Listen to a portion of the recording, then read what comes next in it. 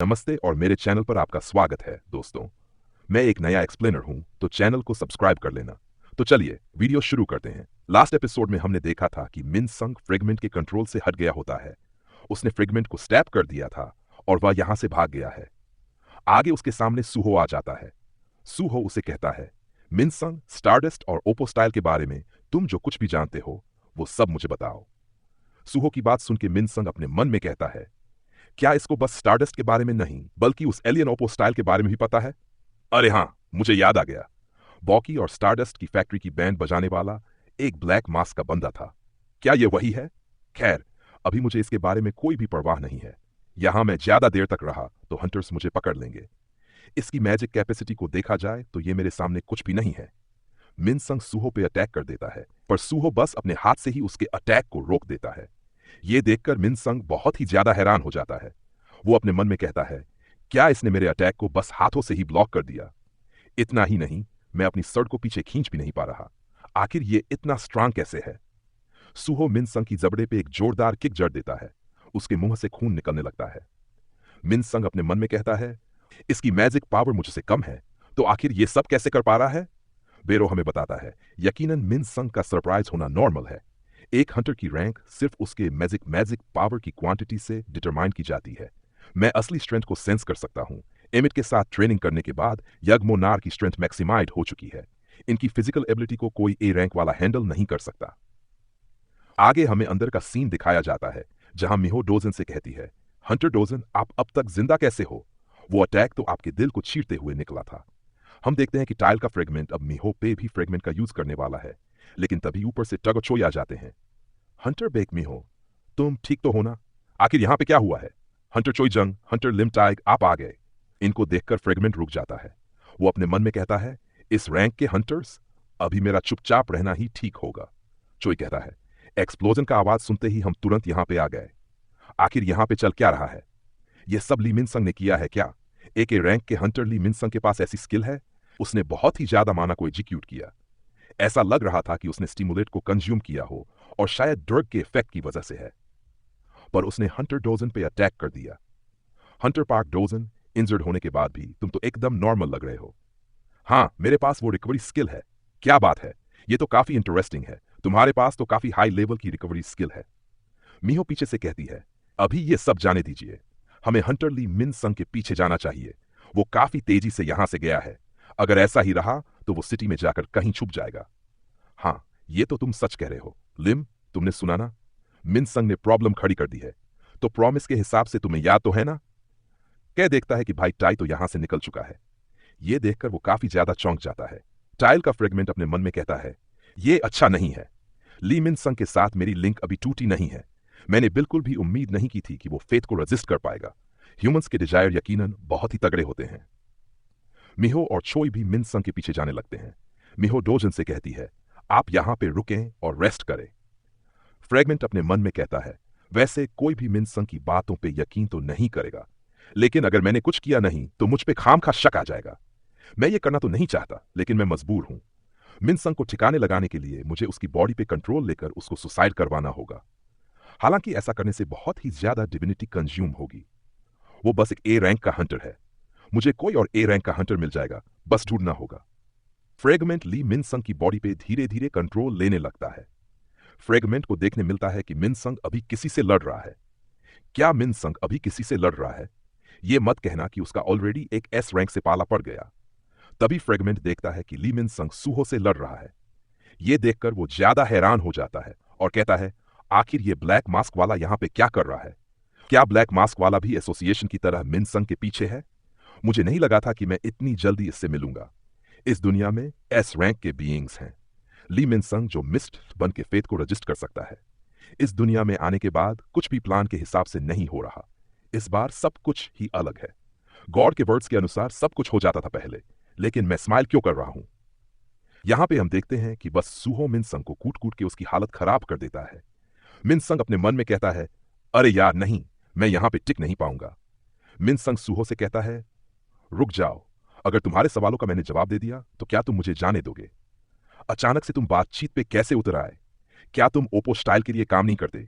हाँ, उस कमीने ने मेरी पीठ पर चाकू घोंप दिया। यह सुनकर सूहो काफी ज्यादा हैरान हो जाता है। वो अपने मन में कहता है, क्या इसके साथ विश्वासघात हुआ है? क्या इन दोनों के बीच में कुछ हुआ है? सूहो मिनसंग से पूछता है, तो तुम उसे स्टारडस्ट डिस्ट्रीब्यूशन में हेल्प क्यों कर रहे हो? क्योंकि उसने कहा था कि मैं जिसे खत्म करना चाहता हूं वो उसे खत्म कर देगा। क्या तुम सिर्फ इसलिए उसके साथ काम कर रहे थे कि तुम्हें किसी को खत्म करना है? हाँ, ग्रेट कैटालिज्म के बाद जो कुछ भी मैंने बिल्ड किया था सब कुछ पलट गया। कैटालिज्म के पहले जिसकी कुछ भी औकात नहीं थी, वो एक एस रैंक का हंटर बन गया और मुझे नीची नजरों से देखने लगा।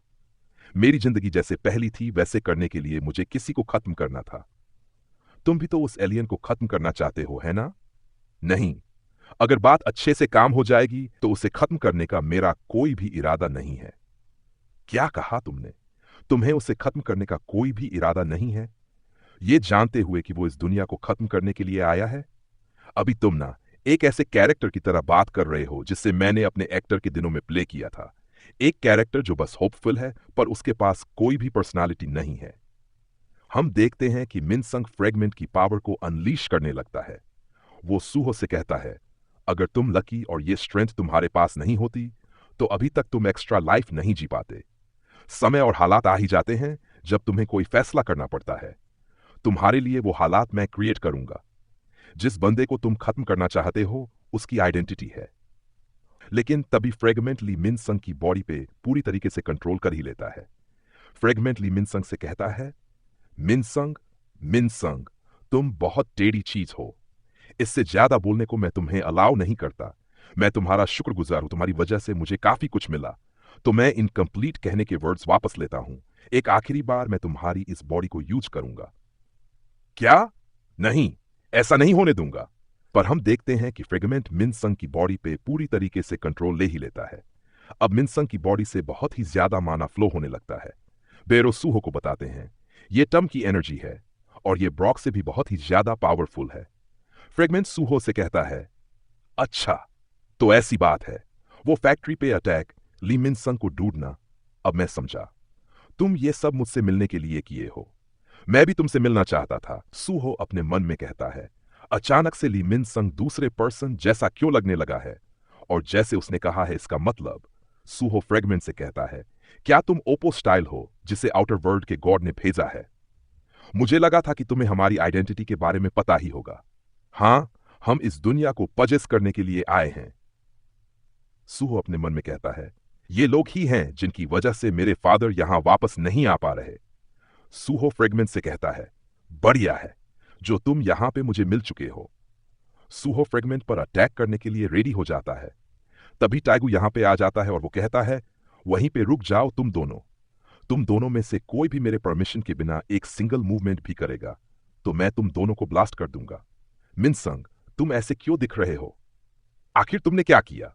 यहां फ्रेगमेंट सूहो से कहता है, लगता है हम दोनों जो एक दूसरे से बात करना चाहते हैं वो यहां पे नहीं कर पाएंगे। ब्लैक मास्क इस रीजन के हाईएस्ट स्पॉट पे मिलते हैं, ठीक है?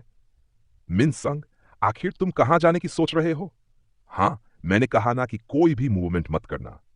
टाइगू इन दोनों पे अटैक कर देता है, लेकिन ये दोनों उसको बहुत ही आसानी से डॉज कर रहे होते हैं। टाइगू और भी अटैक करने लगता है, लेकिन ये दोनों सारे ही अटैक को डॉज कर रहे होते हैं। सूहो कहता है, यार, क्या हंटर लिमटाइग मिनसंग को कैप्चर करने के लिए आए हैं? यंग मोनार्क, क्या आप काउंटर अटैक नहीं करने वाले? उनके रिएक्शन को देखा जाए तो मुझे बिल्कुल भी नहीं लग रहा कि हंटर लिमटाइग ओपो स्टाइल से रिलेटेड हैं, और साथ ही वो अभी अपनी पूरी पावर भी नहीं दिखा रहे हैं। तुम लोग मेरे अटैक को काफी अच्छे से डॉज कर रहे हो। हाँ, मेरी टॉप प्रायोरिटी अब मिनसंग को पकड़ने की है। मुझे उस दूसरे बंदे के बारे में बिल्कुल भी चिंता नहीं है। लेकिन लग रहा है मिनसंग, मैं तुम्हें सेफली वापस नहीं ले जा पाऊंगा। टाइग अपनी पावर को बढ़ा देता है। यह देखकर फ्रेगमेंट भी पैनिक हो जाता है। वो अपने मन में कहता है, ये मैजिपा खतरनाक है।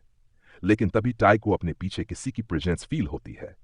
वो तुरंत पीछे मुड़ता है, लेकिन देखता है कि ये तो बस एक गोब्लिन शैडो है। हाँ, एक गोब्लिन? ये यहां पे क्या कर रहा है? लेकिन टाइग को समझ आ जाता है कि ये बस उसे झांसा देने के लिए था। वो फिर से सामने देखकर अटैक कर देता है, लेकिन देखता है कि वहां तो कोई भी नहीं है। टाइगू ने फालतू में यहां पे तबाही मचा दी होती है। वो कहता है, लानत है मिनसंग, आखिर तुम क्या करने की सोच रहे हो? आगे टाइगू जिनचुल को कॉल लगा देता है और बता देता है कि मिनसंग भाग गया है। ये सुन के जिनचुल कहता है, अच्छा तो मिनसंग भाग चुका है? हाँ चेयरमैन, मुझे माफ कर दीजिए, ये मेरी ही गलती है। ली मिनसंग अलग ही दिख रहा था, शायद ये उसे डर की वजह से हुआ। और हाँ, उसके साथ एक और भी हंटर था जिसने ब्लैक मास्क पहना था। यह सुनकर छोई काफी ज्यादा हैरान हो जाता है। क्या एक हंटर जिसने ब्लैक मास्क पहना था? क्या वो ऐसा हंटर था जो क्लोज कॉम्बैट में फाइट करता हो? हाँ, लेकिन तुम्हें कैसे पता? चोई कहता है, एयरपोर्ट नंजन ब्रेक के समय मैंने ऐसे ब्लैक मास्क पहने हंटर को देखा था। उसने ब्लैक मैजिक बीस्ट जो एयरपोर्ट में उड़कर आया था उसको अकेले हरा दिया था। इनकी बातें जिनचुल भी सुन लेता है और वो मन में कहता है, क्या एक ब्लैक मास्क? क्या वो हंटर नू हो सकता है? इतने समय से वो गायब था, क्या वो वापस आ चुका है? नहीं नहीं, अगर वो नू होता तो ये इंसिडेंट कब का रिजॉल्व हो चुका होता। अगर वो नू नहीं है तो क्या वो? इसके बाद हमें सीधा सूहो को दिखाया जाता है, जो कि फ्रेगमेंट द्वारा बताए हुए लोकेशन पे उससे मिलने के लिए आया होता है। वाह, जो तुमने किया उसकी तो मुझे बिल्कुल भी उम्मीद नहीं थी। तुमने वहां पे मेरी हेल्प क्यों की? हाँ, तुम्हारे लिए चीजें जब बहुत ही ज्यादा खतरनाक होने वाली थी तो तुम ली मिनसंग की बॉडी को छोड़ देने वाले थे, है ना? मैंने डेमन से तुम्हारे बारे में सुना है। वो तुम्हें शैडो मोनार्क कहते हैं। डार्कनेस, तुम शैडो मोनार्क से कैसे रिलेटेड हो? लगता है तुम्हारे पास कई सवाल हैं और अभी मुझे उनके जवाब देने की कोई भी जरूरत नहीं है। मैं यहां तुम्हें कुचलकर तुम्हारे पास जो इंफॉर्मेशन है उसे लेने के लिए आया हूं। यंग मोनार्क, प्लीज जरा केयरफुल रहिए। ओपो स्टाइल ने मिनसंग की बॉडी पे कंट्रोल लेने के बाद मैं ये एस्टीमेट नहीं कर पा रहा हूं कि वो कितना स्ट्रांग हो चुका है। चिंता करने की जरूरत नहीं है बेरो। ऐसे हालात के लिए मैंने पहले से ही तैयारी करके रखी है। राइज, हम देखते हैं कि काफी सारे शैडो सोल्जर्स आने लगते हैं जिनको हम सब भी पहली बार ही देख रहे होते हैं। उनको देखकर फ्रेगमेंट कहता है, मुझे यकीन हो गया है, ये सेम वही अथॉरिटी है जो मैंने बैटलफील्ड में देखी थी। आगे हमें सभी शैडो सोल्जर्स के नाम को दिखाया जाता है। कस्का, विनम, फैंग रैंक, कॉमन, पॉइजन फैंग, जज सेंटिपीडिज। अब मैं अपने फुल फोर्स के साथ फाइट करने वाला हूं। आगे सूहो ग्रे के साथ भी फ्यूज हो जाता है और यहीं पर एपिसोड क्लाइमेक्स पर पहुंच जाता है। तो दोस्तों, अगर आप नए हैं तो चैनल को सब्सक्राइब कर देना, वीडियो को लाइक करना और मिलते हैं अगले धमाकेदार एपिसोड में। तब तक के लिए बाय बाय।